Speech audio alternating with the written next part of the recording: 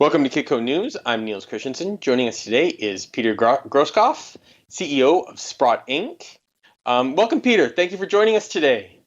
Well, thanks for having me. So Reuters has broken an exclusive story this afternoon saying that Scotia-bank is shutting down its precious metals division. What impact do you think this is going to have on the precious metals market? Well, first, I would say the physical market for gold was already a little strained due to the crisis, with refineries and mine sites slowing their production, and then also with freight being more difficult to access.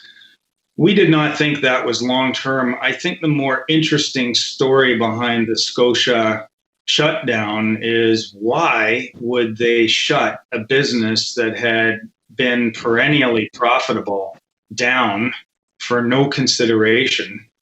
I think there's a deeper, darker story there that we would want to understand. Just to speculate may have something to do with not being able to trace the movements of gold in its system.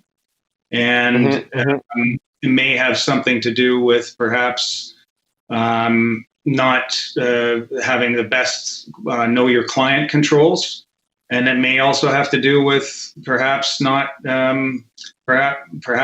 controlling the physical movements versus derivative movements. And they've been actually trying to shop their precious metals business for a while. I mean, they was on the sales block 2018, 2019, I think. And then they ended up, just getting rid of the Makata name.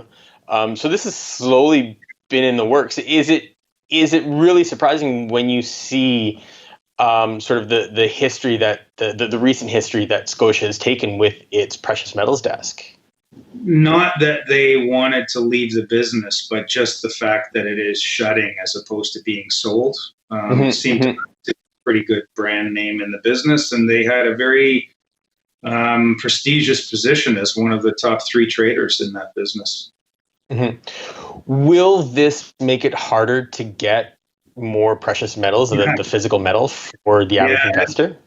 That's the real question, and I would not hesitate to say it will make it slightly harder. Yeah, there will be others to take their place, but we were already having a tough time getting the amount of physical that we require.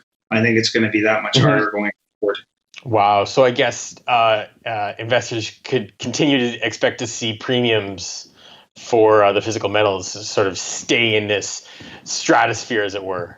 Well, to make a more general comment, we saw the leading edge of that junior futures contract as being at such a premium and being so volatile compared to the physicals that we could tell more and more investors were starting to really discern whether they own paper in the form of COMEX contracts or whether they own physical. And we could see that June contract basically leading the physical price higher.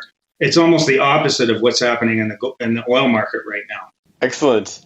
Well, thank you very much for those comments, Peter. Well, it's always a pleasure to talk.